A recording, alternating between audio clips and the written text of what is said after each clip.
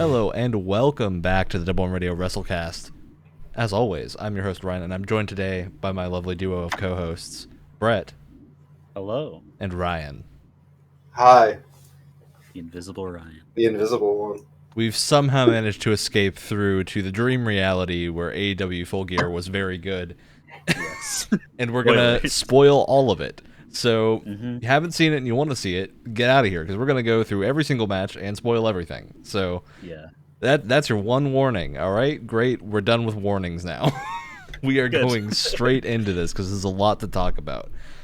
We already did a full discussion of kind of the storylines leading up to it and our opinions on a lot of that, as well as how we thought the matches would go in the prediction show, which should be available already on every platform. So go check that out if you want to see our predictions and how they differ. Spoiler alert, we got a lot wrong. We did. Yeah. I was thinking about that after the show. I was like, yeah, a lot of these things that we just thought would happen didn't.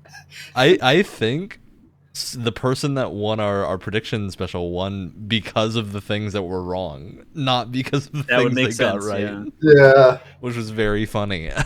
So let's go ahead and start off with the buy-in. Actually, the Rampage matches, I think, deserve a mention here. Great. Because two things happened that were both very different than what we predicted. We'll get the Hardy stuff out of the way first, even though it was the last match. Obviously, we also had Jade Cargill and Santana Garrett, and then Dante Martin and Arya. And that was also both good matches, but they didn't really... They don't have any bearing on what's happening in Full Gear. And those weren't even announced by the time that we... Yeah, they were not announced as of like 5 hours before the show when we recorded the last one. So they were very late announces.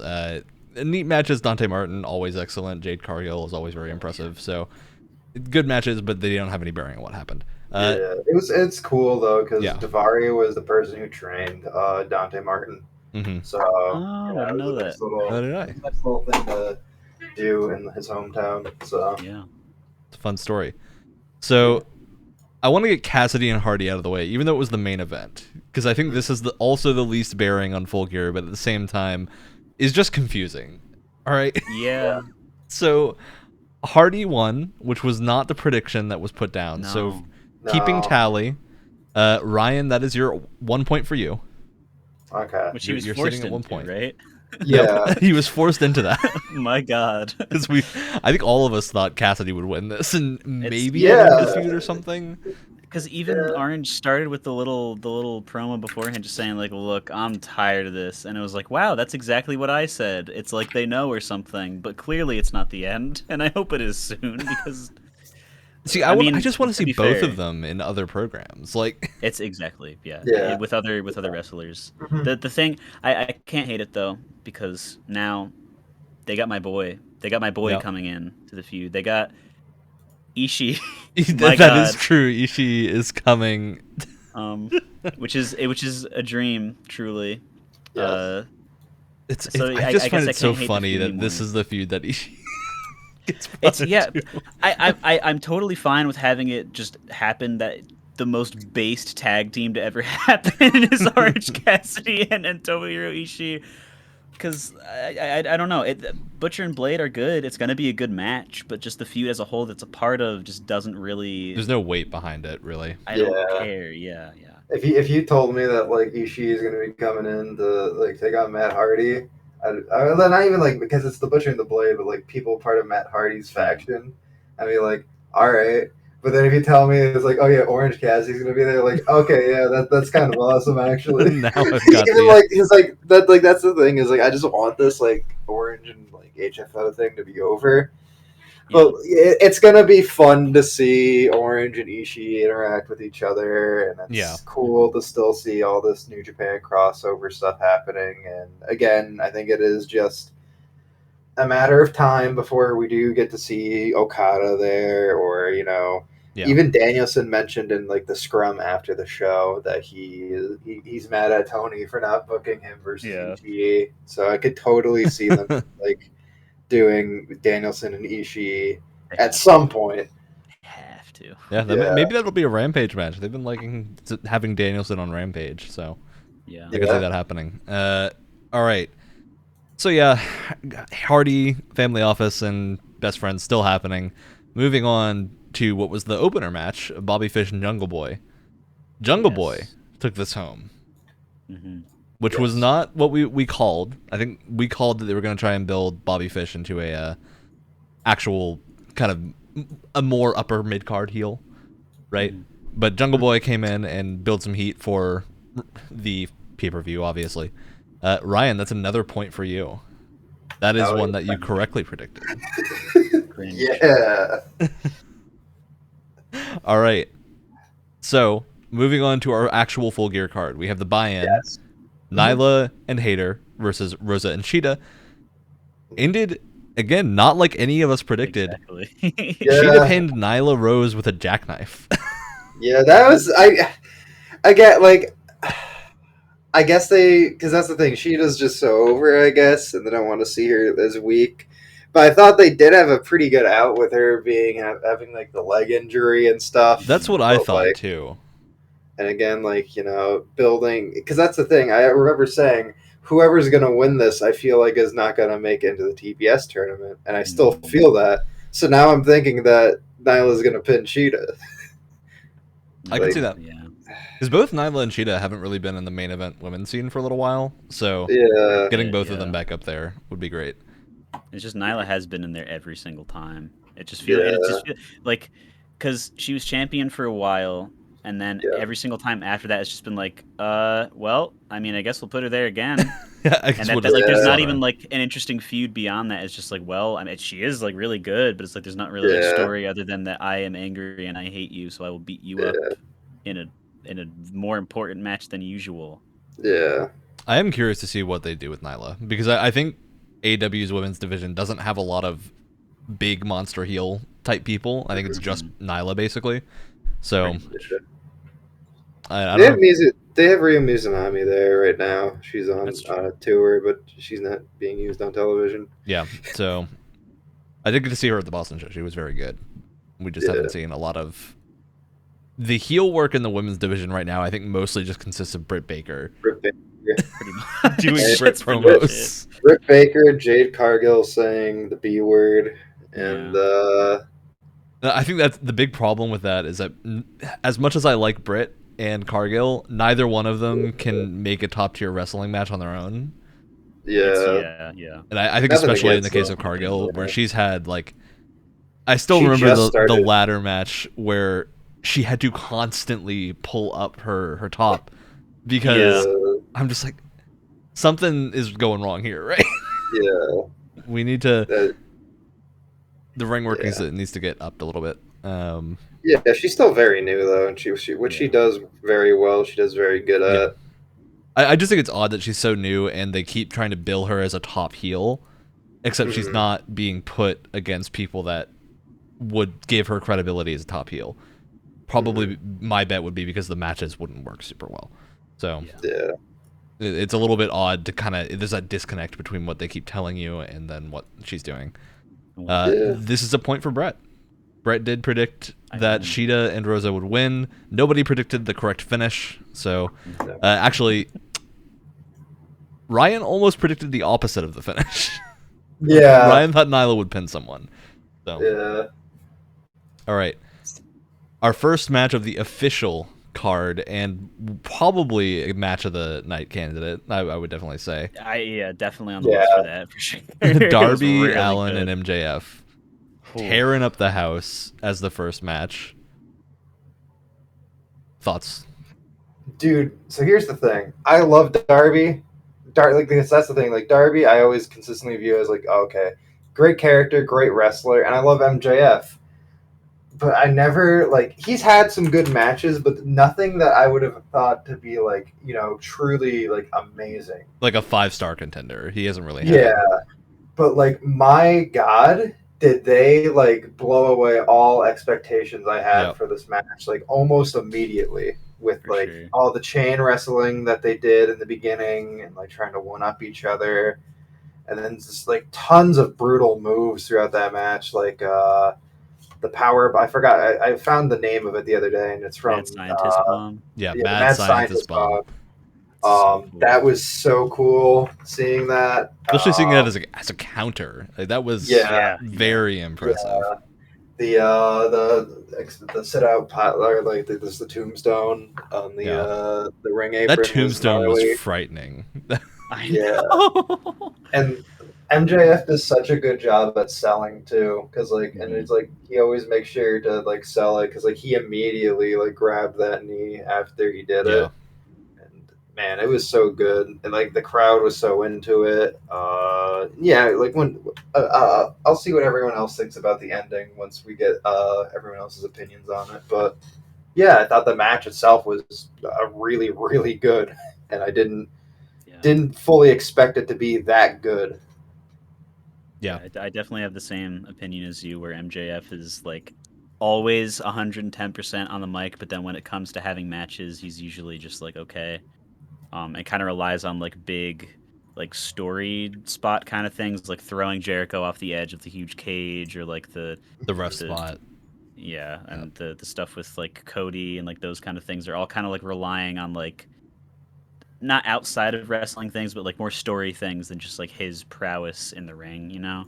But totally, this time, like I like I hope he does this every time now, because like he just put on such a show, and both him and Darby, like MJF is really good at selling to the point where it's like hard, like I want to think like, oh, he's just selling, but like they're hit with him, it's the most often where I'm just like, did he actually hurt himself with that? Because my God, he is just screaming in pain, and he grabs that knee consistently every single time, and he's limping and everything. And Darby is just so good at dying. Just every single big move that feels gets like you hit on see him. his soul leave his body a couple times during this match. Yeah, it is. It's insane. I hope both of like it's magical that neither of them are the people that came away with injuries from this pay-per-view, because holy crap. And I almost think they set the bar like too high for the rest of the show, because this beginning was so solid, and not even to say that good opener.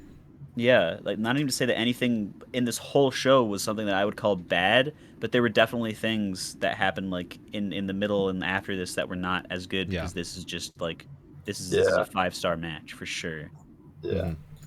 And so the finish to this match was MJF winning with the diamond ring, slamming it into Darby's face, and getting that headlock takedown pin that he wanted. A little iffy. I don't think the finish was bad, because the kind of build up for this was that the skateboard got brought down, Sting beat some people up outside. The skateboard got to Darby, or actually got to MJF, and then MJF handed it to Darby, and then tried to get disqualified, basically, so that he would win. And Darby then hands the skateboard to the ref, and while the ref has got his back turned, MJF does his heel, pulls out the ring from his pants, and slaps Darby in the face with it. So the only like iffy thing on this spot is I think the handing of the skateboard and then immediately going for the ring cheat was a little bit much. It felt very abrupt, I think. Yeah. Compared to the rest of the match. I think in general, and this is my one big complaint for AEW as a whole right now, is that they like when they have a spot that they like, they will keep repeating it over and over and over again because people like it. But then after a while, like stuff like that starts to get kind of old. And I've never been that kind of person that like goes on Reddit or is named JR and just complains about people doing tope suicidas all the time. Because I mean, like they found the correct medium with that, I think, with just like doing it like semi often, because it's still a cool spectacle move. But now the thing is that like I think it feels like almost once a match in this show someone did something that had like the ref's back turned so that something bad could happen. And like every single episode of Dynamite and Rampage, something like that happens every single time. And it's like there's nothing. They didn't do anything cool with the ref where like another one comes out and is like, "Hey, you had your back turned. I saw this happen," or something like that. Like last time, this is not the last time that this happens in this pay-per-view alone. I feel like it was almost every single match where something like that happened. And it's just like I get it. I feel like we need to see someone get disqualified. Right. Someone needs to get disqualified. I think something could have been spun where obviously the feud is continuing either way because I feel like Darby's not going to take that sitting down. He's going to be pissed. And I like seeing them interact more, so I hope it continues. But I feel like they could have done it more interesting if maybe Darby did give in a little bit and he did decapitate. And I feel like that MJF would have been with in skateboarding. character, right? That exactly. Maybe MJF got into his head and made something happen and fully went through with it, and then like he and Sting had to have like some kind of like more like bonding, like Darby, you can't like do that, like that didn't happen. But I would have enjoyed that more than the same thing that MJF does every single time, and every heel that does cheating to finish a match does every single time. Yeah. The ref just doesn't see it. It's just so it's getting a little boring now, and it's like, come on, guys, this is a little too easy. Yeah. All right. So the point for this one goes to Brett because you correctly predicted that it would be MJF taking it home. Ryan, you almost got the bonus point here. Almost, because you predicted the cheating, but you said it would be a submission finisher. Yeah. Listen, who would have thought the headlock takeover thing would actually come to fruition? Yeah. I mean, it was entertaining. So. Yeah. All right. Moving on, we have the Lucha Bros versus FTR. Mm-hmm. All right. So I think this was a good match that had some really great moments and then a super weird finish. Yeah. So a lot of really cool spots here. It's the normal fare you get with Phoenix and Penta doing stuff that you never think you'd be able to see. I want to touch on it here too. There are a lot of tributes to Eddie Guerrero here tonight. Yes. And the reason for this being is that it would be the 13th anniversary. I want. Yeah. Was it 13th or 16th? No, 16th, I was believe. saying 13th of November. Yeah, the 13th. I think it's the 16th anniversary to the day. 16th to the day that Eddie Guerrero died. And not only that, but that was the same building that they ran the Eddie Guerrero tribute shows out of WWE. So there's a lot of tributes out to Eddie tonight that you saw here in the Lucha Brothers match. You're going to be seeing it. A lot of tributes to him in the CM Punk match, and even in the Jericho. Yep, and then even in the buy-in match. There were tons of chants for Eddie when Vicky was out there. So, it was a lot of tributes out to him tonight, which was really cool to see. And, the crowd really loved it. Yeah, there were Eddie chants a lot that night. Yeah. Yeah. And it was just really cool. But, that's the thing, FTR, really good mat-based wrestlers. They can do some really cool stuff like that, assisted, backdrop was really sick to see, and then something just happened at the end. So from what I heard, again, we can all talk about it after we've all said something, but from what I heard, Dax got knocked a little bit loopy, and that was one of the reasons why it kind of felt weird. I could see that. Yeah. Yeah. Because if you remember in a later match, when there was an FTR running after the match, only Cash was there. Okay. I could see that, definitely. So apparently, from what is going around, Dax kind of got knocked out a little bit, and that's kind of, it makes you wonder. Obviously, the masks were down there, right? So something like that had to have been planned, but I think maybe. It had to kind of get rushed. But yeah. What did you guys think of the whole match and everything? I thought there were some incredible spots in this match. Lucha Bros always have incredible spots. So that was pretty par for the course for them. I think this is finally good to see a proper title defense from them.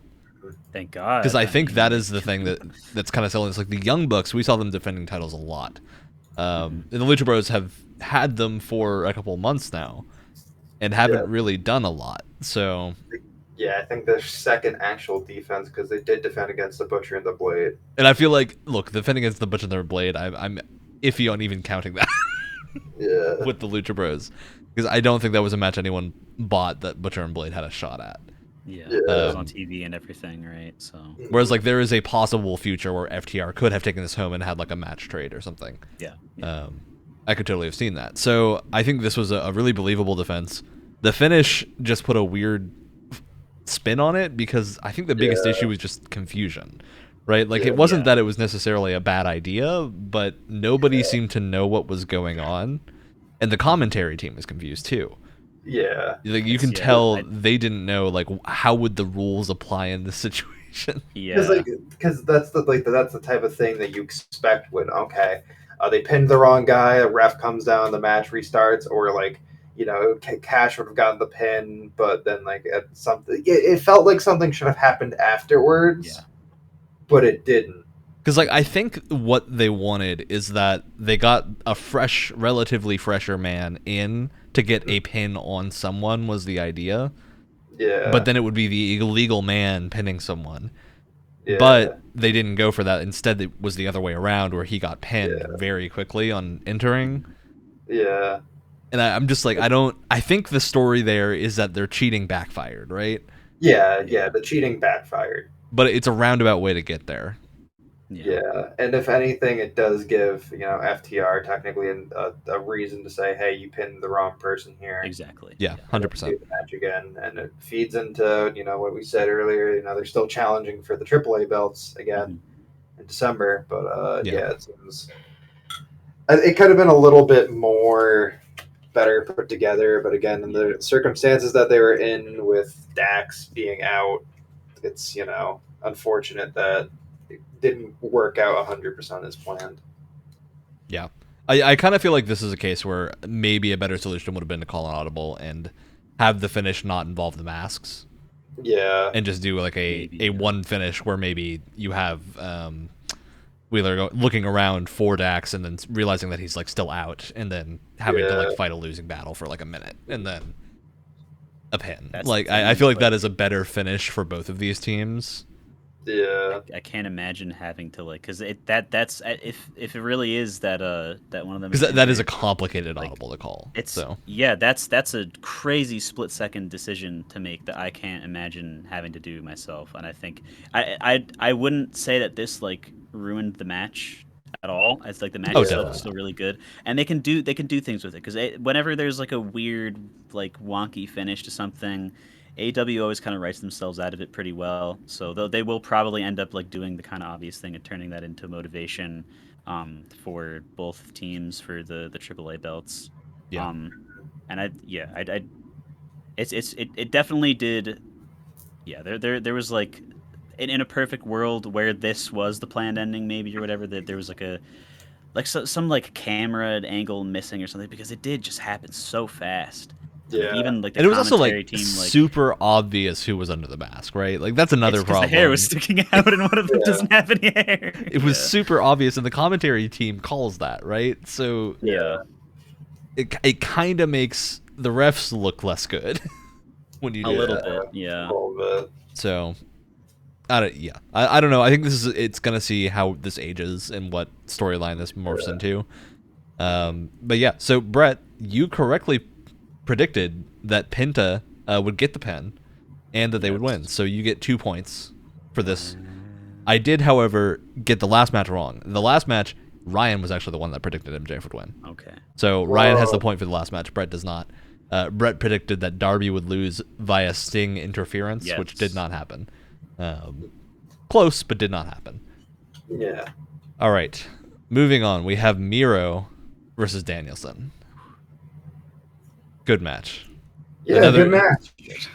I think we're going to say that for every match on this card, to be honest. Yeah, pretty much. Yeah. Just, for a match that presumably was not planned and just had to get added when Moxley obviously had to take a step down, then I think this was incredible for that fact. God, yeah. Miro's in-ring of just doing the thing where he pauses and looks up to his god is so captivating to see because he's so good at it, right? It's excellent. So well. Yeah, and obviously Danielson took this home, actually going against I think what was predicted by us. Yes. Danielson took it home. I get it because obviously they probably would have had to shift a lot around to make Miro the winner here. That does Yeah. make sense, I guess. Yeah. And having it this early in the show, I think, put in the seed of doubt that maybe Hangman wouldn't win. Yep. I think that is what really having Danielson win this match did. Is him winning makes me go, oh, the most obvious thing to happen here is Kenny and Danielson too, right? Of course, because that's what everybody would want. That's from what the everyone's situation. expecting. Yeah. It's what we know needs to happen at some point. But like Ryan said last time, that doesn't need a belt. That's a match that does not need a belt. But now we're also going to get Danielson versus Hangman. Yeah, at some point, which is going to be crazy because, man. That'd be a great match. Yeah, when you messaged me, Ryan, about this is the first seed of doubt. I looked. My mom is a massive Hangman fan. She was clutching her action figure of him the entire time. And I told her that. She literally looked at me and was like, "Get out! You're kidding! Stop! Don't even tell me that." She was so mad. She was convinced for the rest of the show that he wouldn't win too. So See, now what I'm probably- convinced of, the storyline that I see forming from this is that they lead into playing into Kenny Omega getting super insecure off of losing to Hangman, and especially off of how cocky Kenny was with Don Callis at the last contract signing. Then you have Kenny beat Danielson. Or not Kenny. Have Hangman beat Danielson, and then Hangman doesn't need to say anything. He doesn't need to cut a promo about it. But you can just show Kenny like knowing that Hangman did what he could not. That he couldn't do with an entire half hour of wrestling. Yeah. And I think that gives you good reason to have Kenny go away for a couple of months and rest, because he is... And heal his shoulder, please. Yeah. We've had a bunch of news come out that Kenny is like taking some injuries, maybe not like super bad, but it's building. And so he really needs time off is what it looks like. Yeah. So I think that is a good way to build up to Kenny having a couple of months to half a year off, and like build up that storyline, have him come back, maybe cut a few promos in the meantime, but don't have him wrestle for a while so that he can come back refreshed and actually Kenny Omega and not hurt himself so that we don't get him for a long time, because I mean, Kenny's great. We don't want anything bad to happen to him, but I think this was a really good match overall. What are other people's thoughts? I thought it was really good too, but my main takeaway of all things here, which is weird, is JR was really burying Aubrey on commentary here. Like, super burying her. Like, she was like, she does that really long 10 count. No. Maybe she's being too generous. And it was like, what the heck? What the hell? Like, see, I think I took that differently. I do distinctly recall him saying that, but I think I took that as she's doing that. He was complimenting her on doing it intentionally to make sure they finish the match in the ring. Okay. That was what I took it as, but I can totally see how you could take that in a burying Aubrey. Yeah, because it's like, out of all things to like mention while the match is going on, it's like he just kept on like focusing on Aubrey. I'm like, this is a little bit weird, but yeah. But besides that, I mean, Danielson had another awesome match. And yeah, do you guys think if Mox did not have to take a leave, do you think he would have won here or no? I think there is a good chance he would have, because of the promos that he was cutting. Yeah. Yeah, because how do you you build him up of like just being super full of energy for like wanting to win something and then go back home and take care of his family? Like, yeah, you can't just like cut that off like all of a sudden at the end. Maybe there could have been like some other like the other matches leading up to it if he was here for those. Like maybe some other promos within them may have made that like chance of loss more believable or something. I'm also thinking, just like, from what who we- would be a super credible first challenger for Hangman? It's Moxley is like immediately what I think of. Mhm. That would be another great match, but that's not what we're getting. So also, I want to know, how did you guys feel about the finish to this match? It was, for a reminder, Danielson got a KO on Miro. Yes. I think it protects him. I think Okay. that's probably I think the so. smartest thing you could do, because you don't want someone like Miro to just like take a random pin or something like that. Yeah. Okay. And you build up like his neck and head being like the weak spot area, and make it kind of like makes sense in like video game logic. Is that being like like equaling like easier to knock out, quote unquote? I guess it Yeah. worked for me certainly. Yeah. So 'Cause he hit Ryan, Yep. go ahead. I was gonna say he hit the tornado DDT and then He like did. put on the submission, and then yeah, that works. Tornado that would make Fuego proud. Yeah. Yes. So for this point, it goes to Brett, though you don't get the bonus point because you predicted this match would go 23 minutes. It went just under 20 or just over 20 by 1 second. So you were 1 minute from getting that point. Great match, though. I'm excited to see where this goes. All right. Moving on, we had the Super Click versus Jurassic Express and Christian Cage. This was incredible. This, to me, was a match that really I did good. not think would be this good. Yeah, same. I looked at this on the card and was like, this is going to be a match to kind of cool down. No. Yeah, they went crazy with it, and like almost like this. This is where this is the middle of the show. You don't want to do things too crazy, like save people's energy, and like they like just completely shattered expectations, and I don't even care because it totally freaking worked. This was amazing. My biggest appreciation and takeaway from this match is I've kind of always like. I mean, I want to be honest. You have a dinosaur in the ring at points, right? And for a while, when AEW was first starting and they didn't have like every single tag team that was worth talking about in the West, pretty much, Jurassic Express was pretty awesome, and they were doing awesome stuff. And Luchasaurus was getting used a bunch, and I remember it being really awesome. Thinking he was super cool. But recently, whether it's just like to take care, because I know he has like knee and ankle problems just because he's so tall, like stuff like that. Whether it's to take care of that or just like some other like booking reasons, he wasn't getting used as much. And I just remember being like, this guy is like he's supposed to be super powerful. It's like I know it's just visually he's a guy in a mask, but everyone you're supposed to believe that there is a dinosaur in the ring. So where is he? He went absolutely crazy this match, and he, for me at least, was the total complete MVP. He was holding off the super click. When he like 3v1'd them for a solid 30 seconds at one point. And it was believable because it's him doing it, and he's like 9 feet tall and super huge. His like that last spot that he did, that huge gigantic backflip that he did, the shooting star press. Yeah, that's like that was amazing. That was so sick. He was so high up in the air. I'm the kind of person that I tend to think shooting star presses don't look super impressive when a lot of people do them, just because you can usually see the way camera angles are done that they kind of land not actually impacting someone. This looked like it hurt. Someone catches them, yeah. This looked like it hurt. It's just so huge, and there was no padding under them, so like, oh my god. And they were like raised up on the ramp, jumping over into a pile of the super click on the bottom. So that was, I think, a great spot. This entire match was really solid. I gotta also give it. I really liked the Bucks ring gear for this match too. I think it was just so incredibly wild. To see them come out in the bright pink, and look, Adam Cole in black and pink looks really good. It works, yeah. He looked great in his like Bret Hart gear, so it was very fun to see. We all predicted this wrong. Yeah, very badly. Kidding. None of us even thought the Jurassic Express had a chance of winning this. So we all predicted that Adam Cole would get a pin on someone.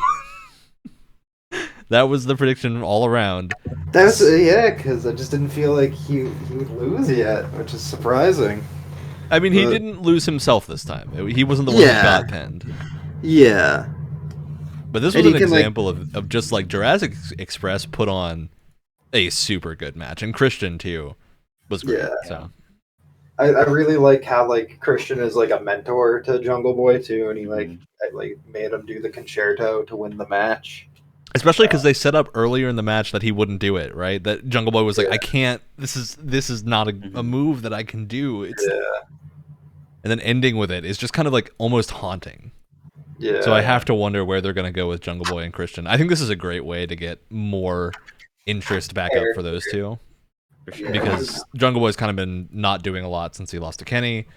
And then Christian has also not been doing a lot since he lost to Kenny. So I'm excited to see where these two go.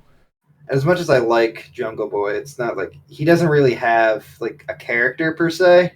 Yeah. He's just he's got a gimmick, but he doesn't have a character as of right he's now. Friends with a giant dinosaur and and he's Tarzan, kind of. Yeah. Yeah. Yeah, I'm. Hopefully, this adds a little bit more in depth, depth to his character, and I'm really excited to see more. I'm hoping this gives Christian and Jungle Boy a reason to be on Dynamite more.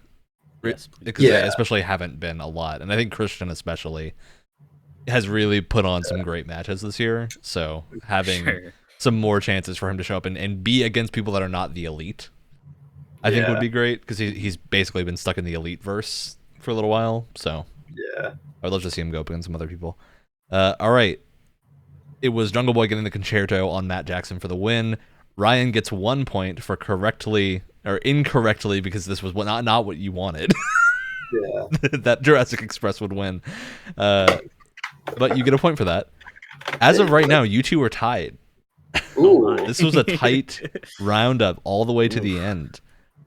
So next we have Pac and Cody versus Malachi Black and Andrade El Idolo.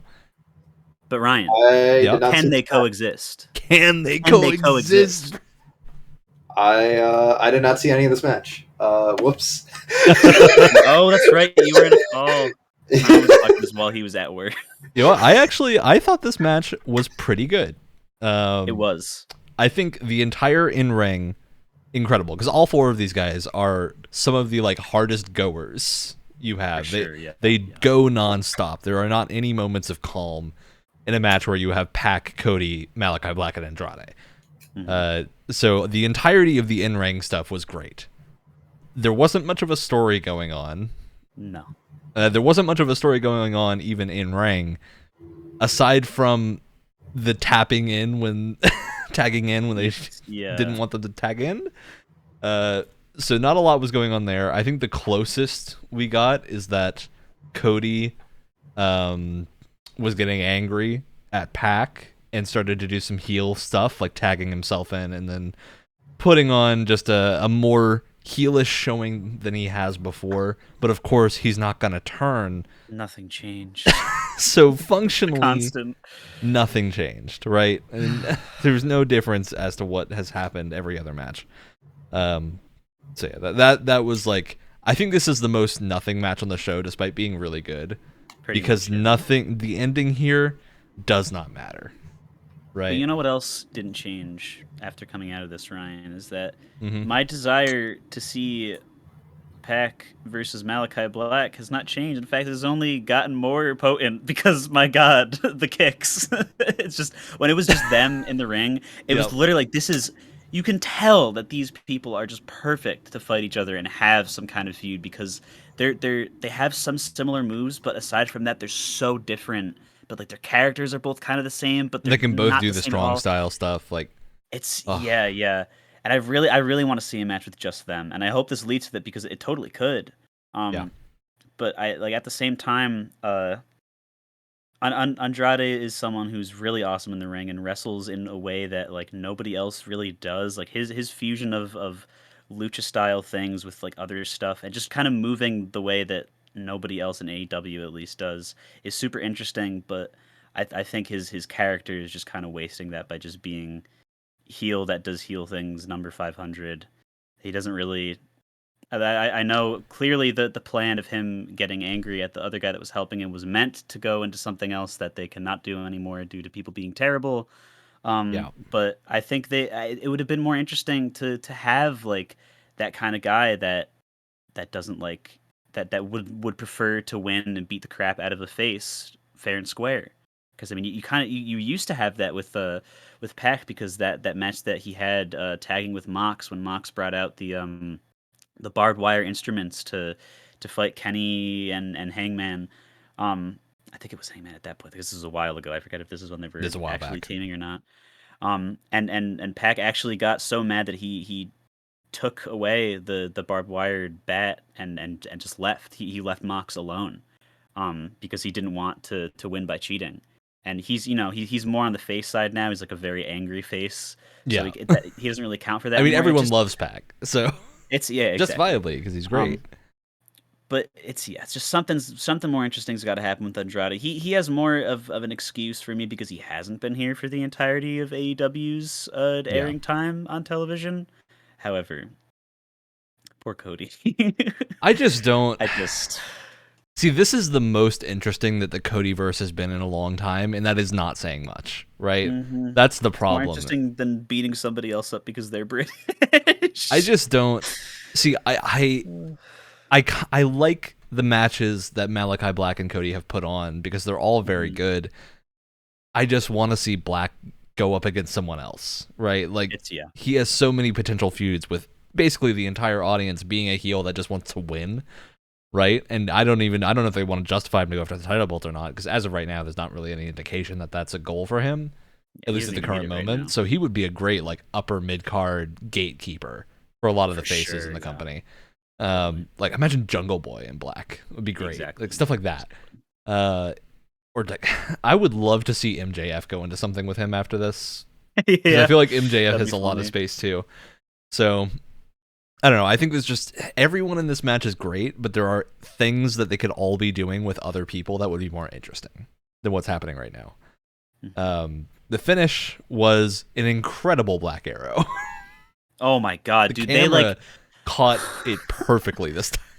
It's like I kept saying this to the people I was watching with, but it looked like a whale or a dolphin like breaking out of the surface of the ocean or something. It was gorgeous. It was so majestic, and like after so many times too in the same match of him like, is he gonna do it? Is he gonna do it? No, it's a 450 splash, or no, he got knocked off or something. Oh, it's the best. It looks so good, and it was on Andrade. So continuing the Pac and Andrade feud, I think, is maybe what they're going for here. And like those two are great together. They've put on some of the best matches in this company. So that doesn't bother me. I think they're more interesting together than Cody and Black right now. So yeah, unfortunately.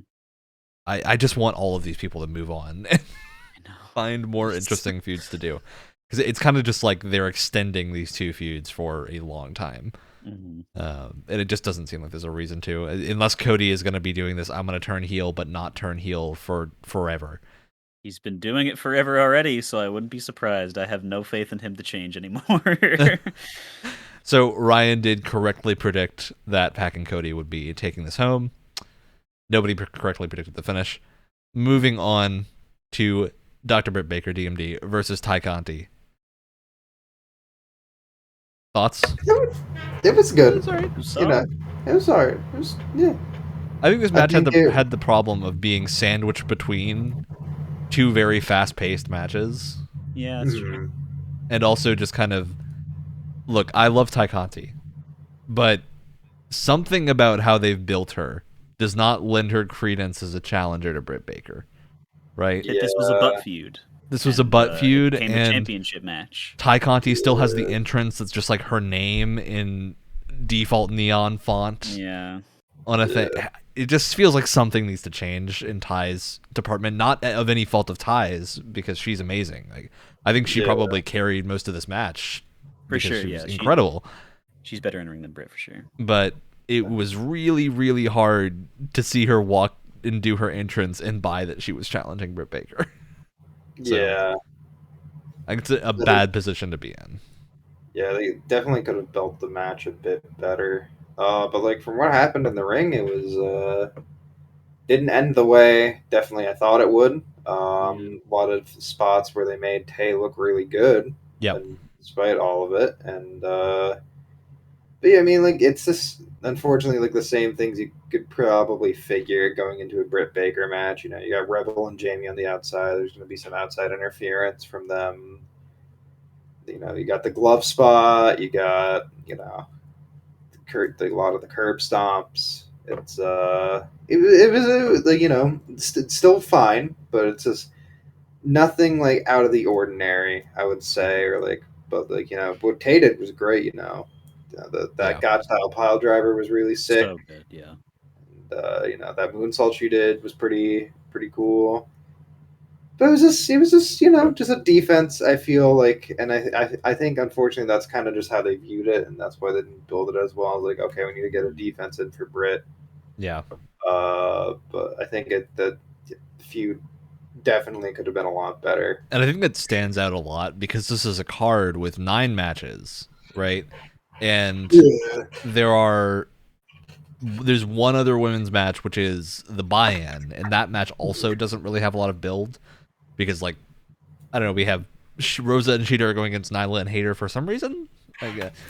There's not really a feud going into that, so that's just there. And then you have Ty and Britt, which has a feud happening, but just nothing that is serious, right? Like, it is a butt feud. So it felt out of place on this card, and I think that's not a problem with it being here. It's a problem with the build for it. Yeah. I think the buy-in match was better than this, to be honest with you, because the buy-in match was really good. Yeah. And this, again, like I still stand by it. Not a bad match on this card. It's just the only reason we're being negative is because it's like I don't even know what to compare it to. It's just being like the worst match on this card is still better than a lot of other matches on a lot of other cards. Yep. So it was perfectly solid. It just didn't do anything exceptional, really. Yeah, there was not an actually bad match on this card, I don't think. But this was just definitely one that felt slightly out of place. There was a counter pin here by Britt. It wasn't like a lockjaw finish or anything, which I think made Ty look pretty good for most of the match. She was definitely getting out of the lockjaw multiple times, especially in like weird positions. Yeah. Ty looked great. That was cool to watch. Very, very good. I loved her in-ring gear, too. Both of them had great in-ring looks this time around. Ty had, like, the face paint and everything. It looked great. Would love to see more of that in the future, because I think that was a very unique look that most women's division people don't have. So both of you get points for this, because it was correctly predicted that Britt was going to win by Ryan. But, Brett, you predicted that there would be no outside interference from anyone aside from Anna Jay. There wasn't interference from Anna Jay either, which is the other thing I wanted to talk about. It felt kind of weird that Anna Jay wasn't here. Yeah. Especially because, like, Britt is going to have Rebel and Jamie Hayter there. So why would Anna Jay not be here? It feels like an outlier in the one story thing that Tay Conti has going for her right now, where you have like she's gonna join the Dark Order obviously, but she's like not in it yet, and they're still trying to like coax her in. And Anna Jay is the way that they're doing that. It just kind of feels weird that because the way that happens is because Anna Jay is there, or Tay Conti comes out in something that is purple and black, and neither happened. So I don't know really what's happening with that now. It's just because we know Anna Jay's in the building because she came out at the end of the show. So I don't know. They worked well as a tag team, so like clearly they have chemistry and stuff, and clearly people want to see them together because I think that's one of the interesting things that's happening in the women's division is just weird. It just felt like a strange omission because Anna's been there in a lot of the other build for this feud. Yeah. She's had ties back, so this was very confusing to just not see any Anna Jay the entire time. It felt like an oversight in a weird way of like someone was booking this match and it was like, oh, we're going to do these spots with Rebel and Jamie on the outside, and then someone maybe mentioned, shouldn't we have Anna Jay there? And they're just like, they won't care.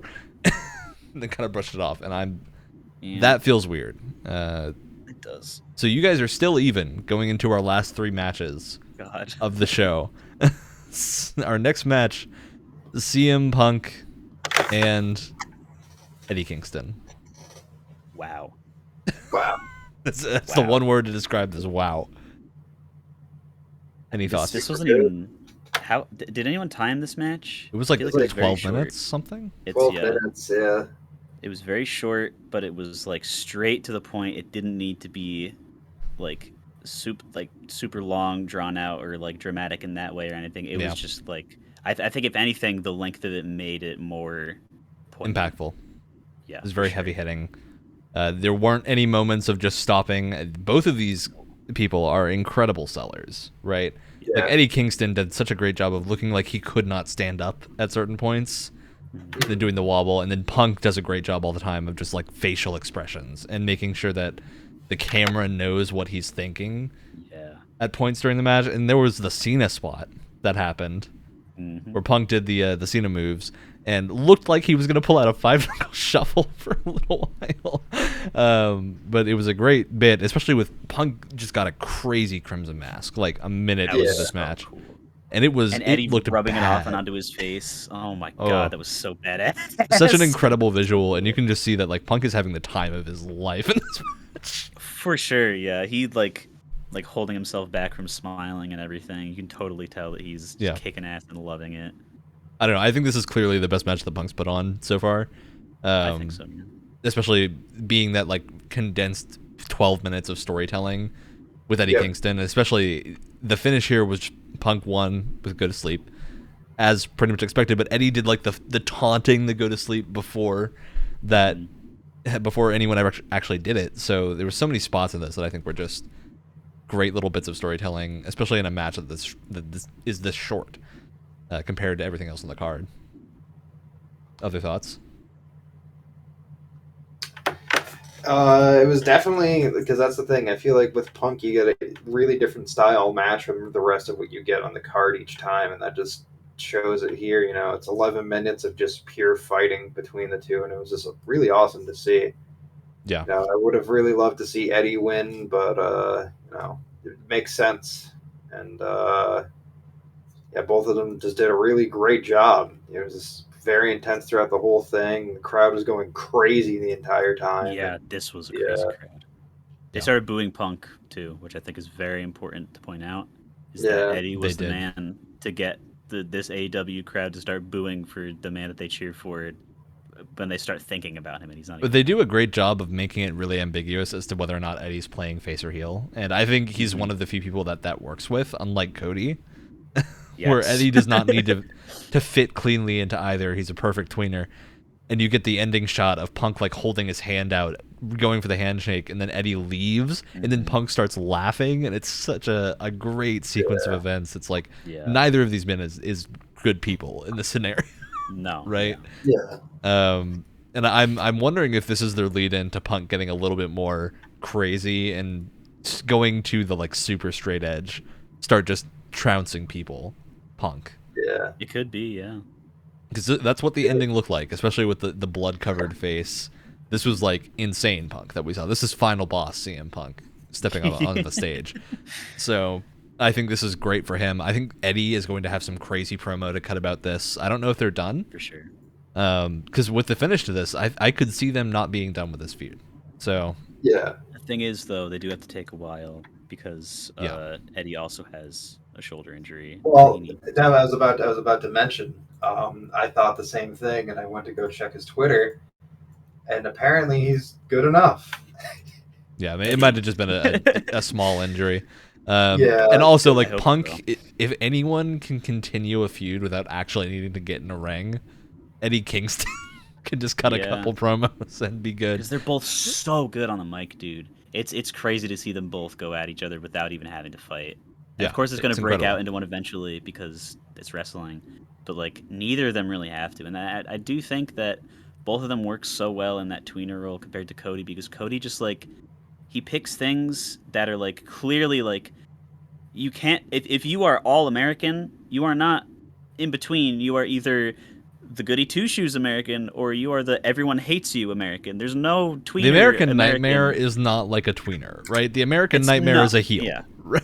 But like you have someone like Eddie, who's like people no matter what will always look to for like mental health advice and stuff, and like you can't go pure heel with him when he does stuff like that, because then like what are you gonna pay everyone that has some sort of like issue with mental health or depression like that in a bad light? Like no, he works great as a tweener because like that sort of thing you can spin it into making you not like do the best things for yourself or for other people.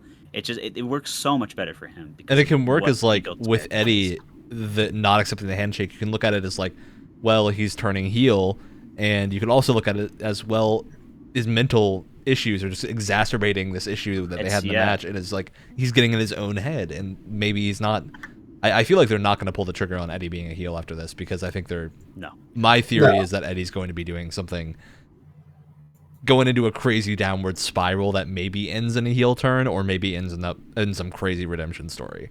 I think there's a lot of ways you can take Eddie's character, and he's great no matter how you do it. So I feel like this is one of the more interesting feuds that we've had this pay-per-view. Absolutely. So a great match all around. Highest scoring match so far. So Brett, you get 2 points for this because you correctly predicted that CM Punk would win, and you called he would win by KO. And this is dubiously a KO because it was not a knockout that was called as the end of the match. It was a pin, but Eddie Kingston was out. You can look at the footage. He is lights out during the entire thing and does not get up for a solid like 20 seconds afterwards. So I am counting that as this being a KO finish. I'll take it. Brett gets 2 points. Ryan, you predicted. I'm giving you points on this because I think this is planting the seeds of a heel turn for one of these two. I don't know which one yet, but you predicted someone would turn heel post match. We didn't see a distinctive heel turn, but the image of Punk laughing with the hand extended is stuck in my brain. Yeah. I think we're getting one. So, moving on. Unless there's any other thoughts about Punk and Kingston aside from great match. And at this point in the show, I'm like, all right, one more match left. It's gonna be Hangman. Yeah. And then the graphic came up, and I'm like, oh yeah. I was so surprised that they kept this match so late in the card. I guess I get it. Because you do need something to calm you down after the Kingston match before you go into a main event.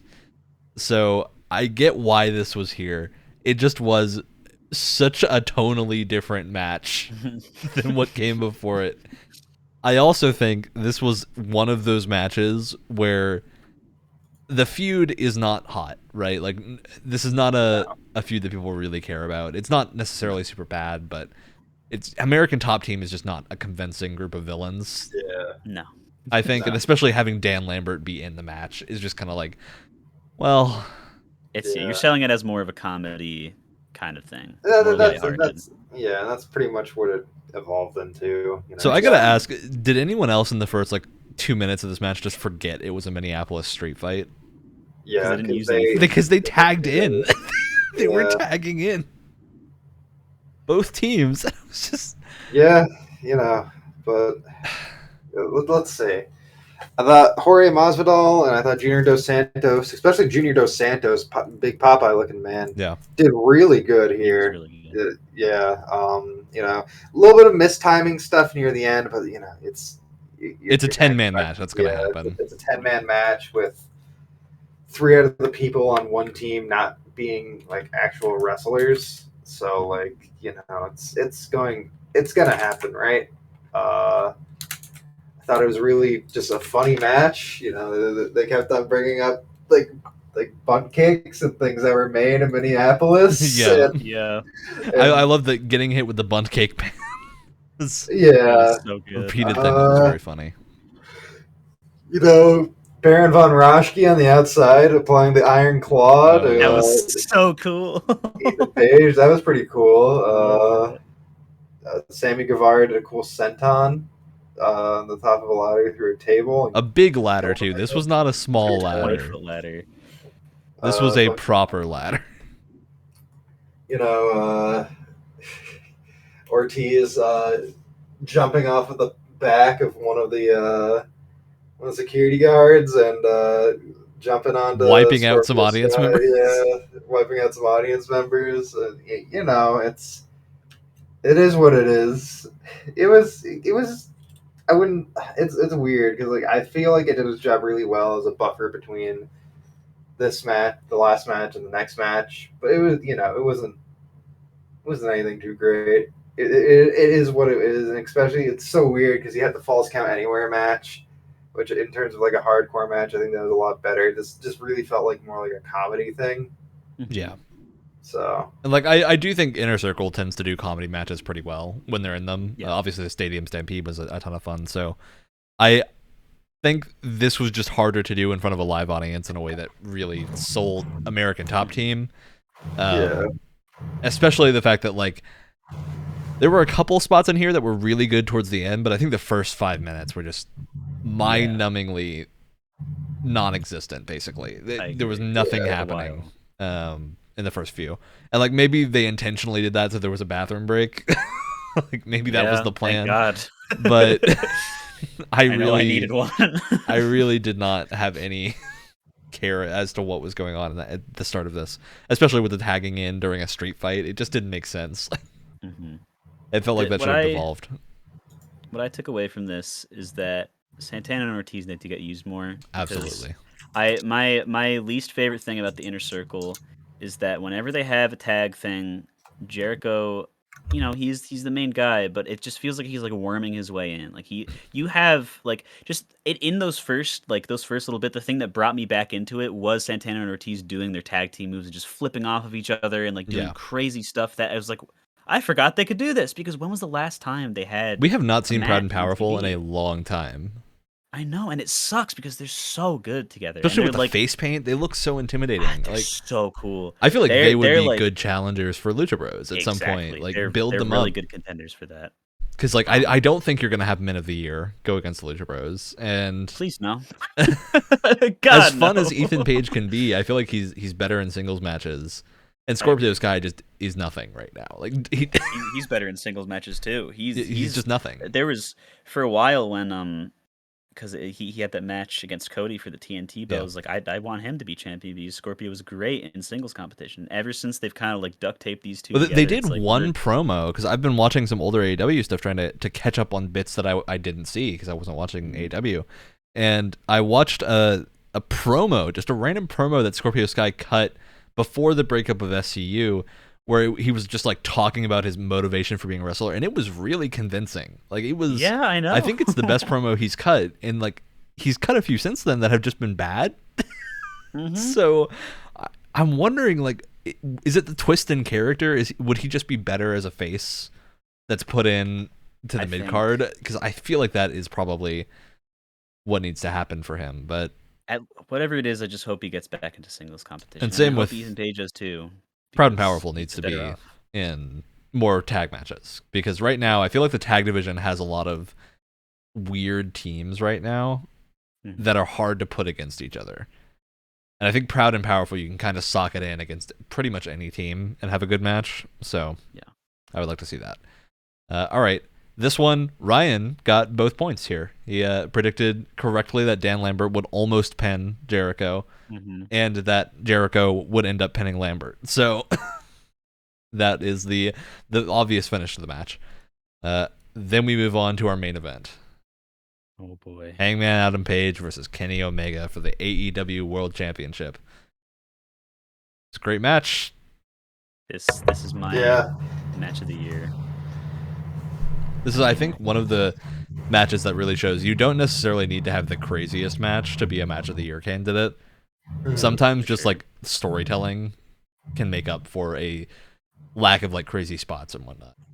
I say a lack of, not meaning that to be a bad thing. Like this was a great match. And not to say they didn't do really crazy stuff in that match, like that springboard Liger bomb that he did. It's crazy. You know, it was a perfect way to end the story. You know, it's and that's the thing is I think a lot of wrestling fans unfortunately like get thinking about like the worst case scenario or like just like swerving the audience and getting swerved for the sake of getting swerved to like build up heat, and like you don't need to do that. This has been a story that's been 2 years in the making. It's like we already had our swerve. The swerve was the 5-man tag match where they lost the title shot, right? Like that was the swerve. We don't need another one. Yeah. So this was great payoff for everything. Hangman took the title home, of course, winning with a buckshot lariat, and there's a couple of spots in here that I think were great. There's the Kenny trying to do one-winged angel and then Hangman knowing how to get out of it. I think is a great way to protect one-winged angel from it. You don't need Hangman to kick out of it. You need Hangman to show that he knows how to avoid it, right? And they did that. So Hangman getting away from it. You have Hangman then attempting a one-winged angel and then showing that, well, you got to do the move right. And then he did it. He did it, but he didn't do it. He wasn't Kenny Omega, right? He wasn't Kenny Omega, but he did do it. So Kenny is now the only other person to have kicked out of the Angel. His own move. So yeah, I think there was a lot of great spots here. The bit where Matt and Nick Jackson come out and limp to the stage in their goofy looking streetwear and just nod. Matt just nods right before Hangman finishes Kenny with the lariat, which I think is such a good bit of storytelling from showing the Bucks actually finally progressing a little bit as characters. Yeah. And like that's the thing is like they all their justification to ruin that match because that's what he did to them for Yeah. that the qualification match when FTR won it. So it was FTR versus Hangman and Kenny. You know, Hangman went out there and ruined their chance of getting the title there, or like getting a title shot. And, you know, they had all like right to do so, but on Rampage, you know, Hangman talked to them, and yeah, you know, they're There's not actual necessarily payoff for that friends, story. but like, you know, they come to an agreement, and yeah, They at least have mutual respect for each other now. I think the big story that's being told here. And mostly it's them moving on from all the bad stuff they've done to each other in the past, because on both sides it's been rough. So seeing that kind of storytelling mid-match in this like 30-minute match, less than 30-minute match I think, was really, really solid. So huge props to everyone involved in this. Dark Order coming out at the end and giving the giant hug, Hangman throwing the beer down. That was the bit that like got me tearing up. I was like, oh boy, got character progression. So that bit was great. Just a really, really solid match all around. The entrance too, Hangman's entrance was like production value gold. Like that is the promo video they played. It was amazing. Was like him going through the closed off streets on a horse. Yeah. with projected like posters on the buildings next to him, and you could tell they didn't obviously the holographic posters from like Cyberpunk were edited in, but like he wasn't green screened in. Tony Khan cut off a couple blocks of Minneapolis to have Hangman ride down them in a horse, and it was just so cool, dude. The drone shots going through the city and stuff were super satisfying. Like, and he's exact like you see someone like that like get that entrance, and somewhere in the back of my head is like, this guy's not freaking losing. He's got the best entrance of this entire show. The best, but Brett, they did the best entrance AEW's ever had with the Dark Order match with them, and then he lost. So instant, that means he's got a good entrance. He's gonna lose, obviously. Imagine that. I just want to see in what universe does Hangman not win at the show? What do you do after that, especially with Kenny needing to take time off for injuries? There was because the crowd was going absolutely just ape this match. They did not shut up once. They were going insane. The loudest people were like standing show. up the entire time. Exactly everyone was on their feet. And I forget who said it, but someone it might have been you, Ryan, but someone said like if Hangman loses, there's going to be an actual like risk of violence because these people are like just out of their seats. They're going insane. This would be if Hangman lost, this would be the time where people like hop the gates and just get mad. People would go absolutely insane if Hangman lost, and people went insane that he won because that was what everyone wanted. But like I feel bad for the people living in the alternate dimension where they had to be trampled by angry cowboys. And I like that they held off on the Dark Order coming in until the end because Hangman obviously they're showing that he's confident and can do it on his own, unlike Kenny. So yeah. I think that is the story they were leading in with, and it worked really well. And I am incredibly excited to see a face run with a title belt because we haven't really gotten one in a while. Yeah. So I'm very excited to see what a face run with a crowd looks like because there hasn't been one without the crowd, aside from Jericho being his Le Champion bit that I don't know what you called it. Something. It's something. But it was cool. Hangman is like also the first like major AEW grown talent, I think. Obviously he was in New Japan, very popular, but I think in America Hangman has not had nearly as much exposure, even as much as someone like Kenny, who still hasn't been on WWE, but obviously like a lot of people in America know Kenny. I think less people know Hangman that don't watch AEW, and so it's exciting to see that finally come around and have a not quite homegrown but AEW centric main champion. So crazy to see where this is going to go. We'll obviously be doing predictions on whatever comes next, but as of right now, I think this has just been a great show all around. Ryan, you did correctly predict the winner of this match. You did, however, say that Hangman would kick out of the One-Winged Angel, which he did not do. I did. There was no interference in the match, so no point for Brett. And there was no debut of Wyndham Rotunda and no debut of Will Ospreay. There was, however, a debut of Jay Lethal. Based. Showing up, which I think nobody expected. It was a lot of fun, though. Yeah. I don't know much about Jay, but he had a good reaction from the crowd, so I'm sure this is going to be a great match. He's signed up now for a match on Dynamite with Sammy Guevara for that TNT title, which I am excited to see. Because I think this is one of those matches, maybe they drop the title. I could see it. I don't know. I could see it, because Sammy hasn't done much with it. So.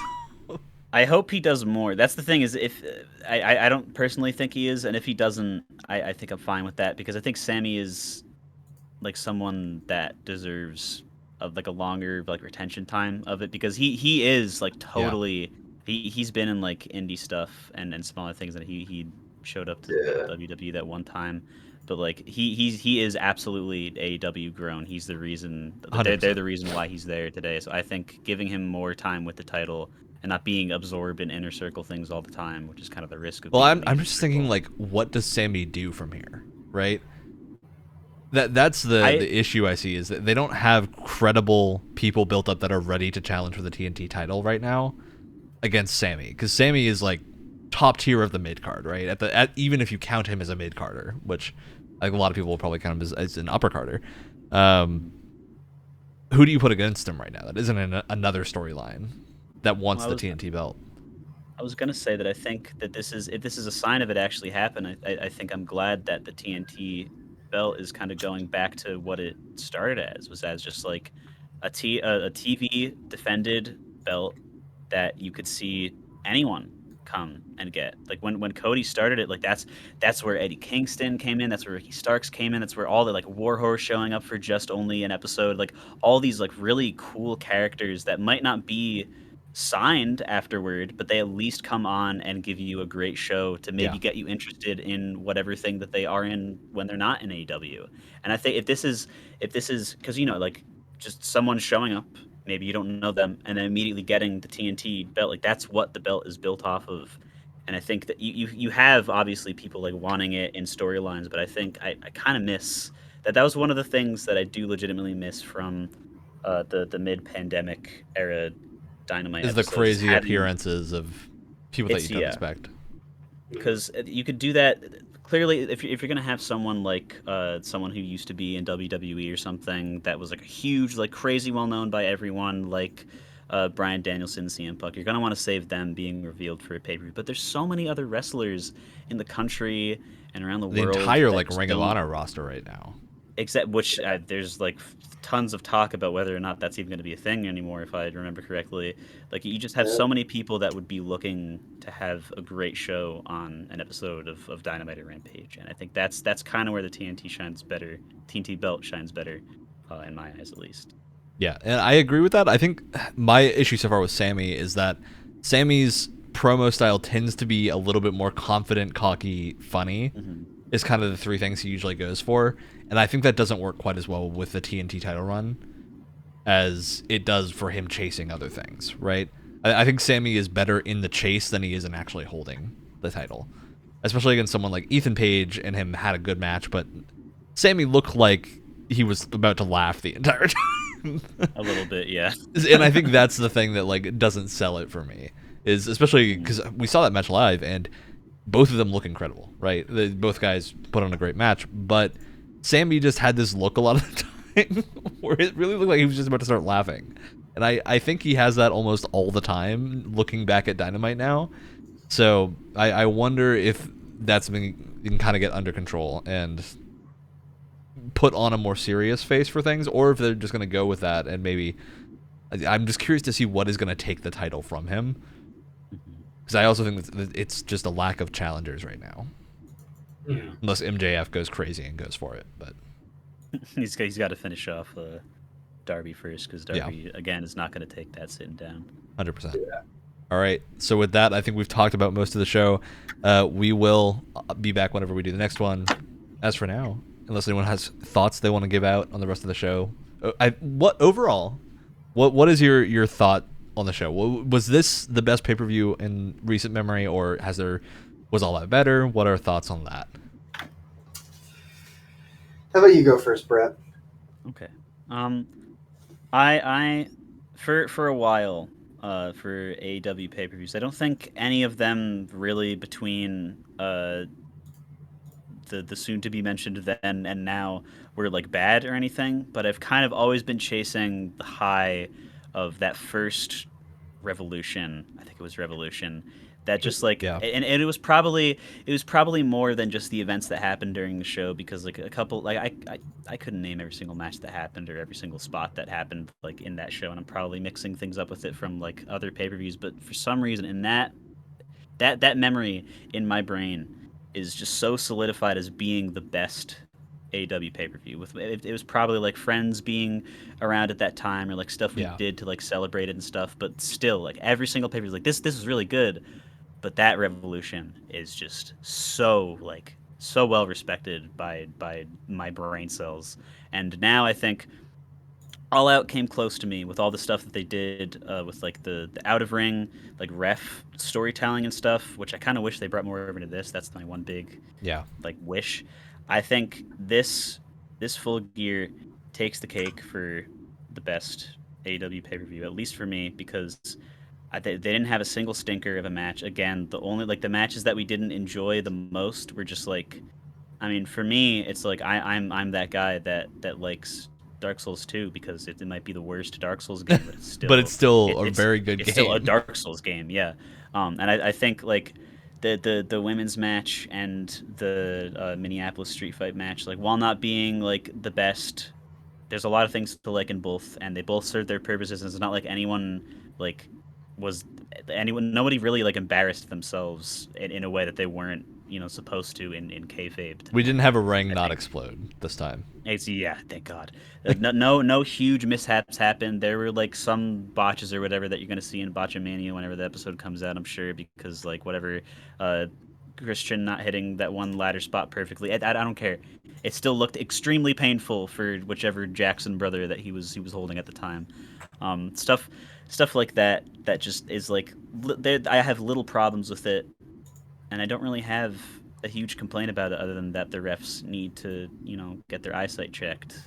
Um, I don't know. I I think just need truly to for see me, a it's just my favorite disqualification one. of someone. That's my only thing. I need to see someone get disqualified on Dynamite at some point to know that they have eyes.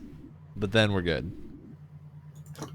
I think in terms of, so here's the thing: there's a really big moment, and that big moment was amazing. And I think in terms of match quality, I think this show was very good. However, compared to All Out, I think is because like there's just so much going on there, right? Like Mhm. just so many like cool moments, and like Yeah.